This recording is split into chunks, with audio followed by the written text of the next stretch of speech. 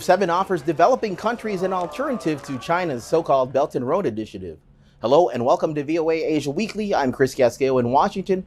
That story coming up, but first making headlines. Indonesian President Joko Widodo met with Ukrainian President Volodymyr Zelensky before heading to Russia to meet leader Vladimir Putin in the hope of reviving peace talks. U.S. President Joe Biden, South Korean President Yoon Suk-yeol, and Japanese Prime Minister Fumio Kishida met on the sidelines of the NATO summit in Madrid. This is the first time South Korea attended the NATO summit. It announced it will establish a mission in the Western Military Alliance. China's foreign ministry spokesman defended preventing Taiwan from joining the UN Ocean Conference after the Pacific island nation of Tuvalu, an ally of Taiwan, withdrew from the conference. Chinese President Xi Jinping arrived Thursday in Hong Kong ahead of celebrations marking 25 years since the city was turned over from Britain to China. Fuel supplies are nearly exhausted in debt-ridden Sri Lanka. The country sent 2 government representatives to Russia to negotiate for fuel. An ASEAN regional envoy for the crisis in Myanmar wrote a letter to the country's military leaders urging them to end deposed leader Aung San Suu Kyi's solitary confinement and return her to house arrest. The group of 7 leaders launched a $600 billion global infrastructure initiative they say will compete with China's Belt and Road Initiative. But analysts say this ambitious proposal has some issues. VOA White House correspondent Anita Powell reports from Austria, with reporting from Patsy Widakuswara in Washington. The G7 Partnership for Global Infrastructure and Investment plans to offer developing nations $600 billion in infrastructure funding by 2027 as an alternative to China's massive Belt and Road Initiative. President Joe Biden unveiled the proposal at the G7 summit in Germany.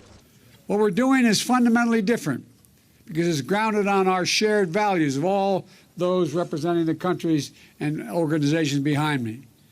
It's built using the global best practices, transparency, partnership, protections for labor and the environment.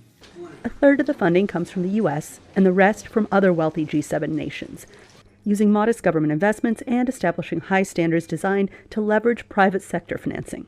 The initiative is a relaunch of the Build Back Better World Plan, announced by G7 leaders last year. The West had really been asleep at the wheel over the number of years on this use of connectivity, infrastructure connectivity, as a means of extending foreign policy influence.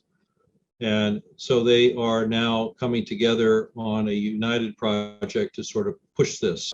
The G7 plan will focus on digital connectivity, gender equity, health security, climate and energy security, areas seen as not yet dominated by China's investments.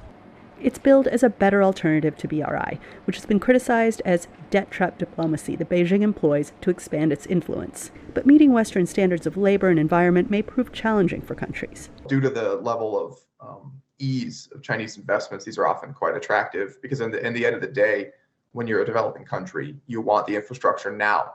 Beijing slammed the initiative as a zero-sum game approach.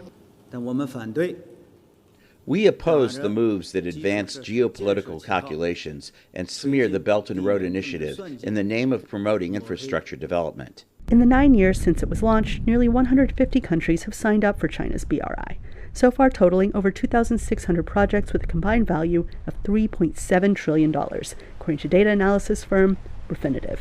Anita Powell, VOA News, Tels, Austria.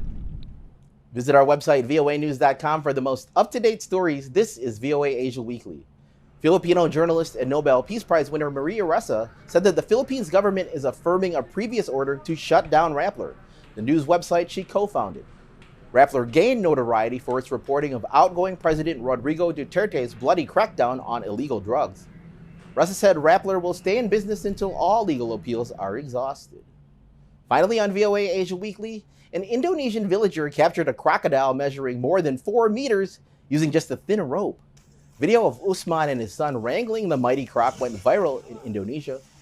Conservation officials took the crocodile to release it in a less populated area. That's all the time we have here on VOA Asia Weekly. Thank you so much for joining us. I'm Chris Casquejo. Please be sure to tune in again next week.